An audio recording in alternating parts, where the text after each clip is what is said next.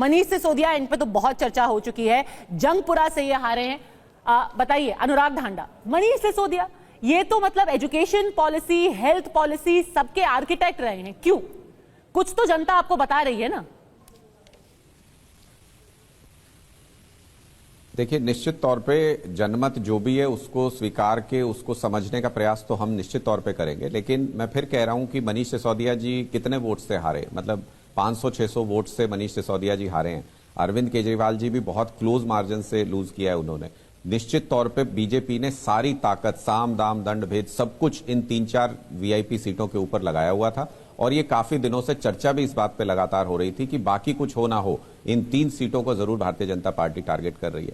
तो सारे सिस्टम सब कुछ लगने के बाद भी बहुत क्लोज मार्जिन से हारे हैं, लेकिन वो कोई एक्सक्यूज नहीं हो सकता है। मैं फिर बार बार यही कह रहा हूं, इसके लिए हमको ये सोचना पड़ेगा कि क्या इसके कारण है, इंट्रोस्पेक्ट करेंगे और वहीं से फिर आगे इस सफर को आगे बढ़ाएंगे। हम इस बारे में शहनवाज जी देखिए, आपने सब आप खुद आकर के गृह मंत्री को मनीष सिसोदिया के खिलाफ प्रचार करना पड़ा।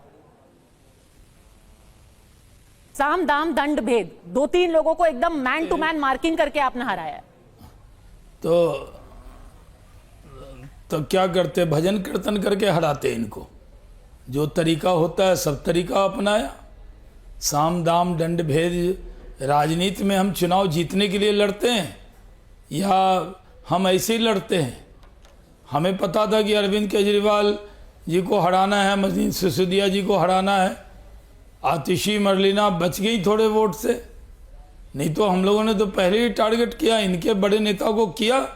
हम खुलेआम कह रहे हैं कि हम लोगों ने तय किया था कि दिल्ली में वोट लेके गए, अगर 7,500 कोई टीम लड़ती है, नहीं जो अगर कैप्टन उतरता है, जो मेन बल्लेबाज है, उस पर तो बॉलिंग हार्ड करनी पड़ती है, स्विंग भी करना पड़ता है, इन कटर भी मारना पड़ता है।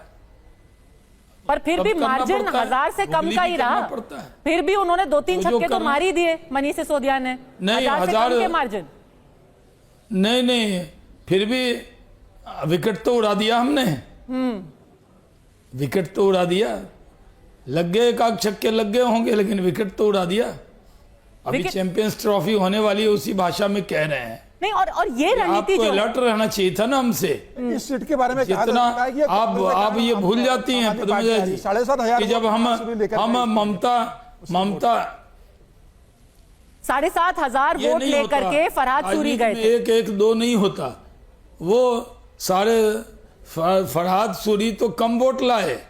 फरहाद सूरी तो उस इलाके में, निजामुद्दीन के इलाके में काउंसलर रहे हैं, ताजदार बाबर के लड़के हैं, बड़ा नाम है। अरविंद केजरीवाल को जब कोई नहीं जानता था, तब ताजदार बाबर और फरहाद सूरी को लोग जानते थे।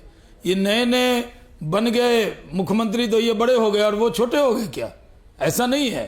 अपने विरोधियों के बारे में भी पूरी आकलन करके सही बोलना चाहिए। फरहाद सूरी उनके बड़े कैंडिडेट थे और उनको तो ज्यादा वोट लाना चाहिए था, वो तो कम वोट लाए, नहीं तो और बड़े मार्जिन से वहां पे हार होती। इसलिए मैं आपसे कह रहा हूं कि कांग्रेस पार्टी लड़ेगी, अन्य पार्टी लड़ेगी। अब ये मेरा जिम्मा, हमारी पार्टी का नहीं है ना कि कौन पार्टी कैसे लड़ेगी।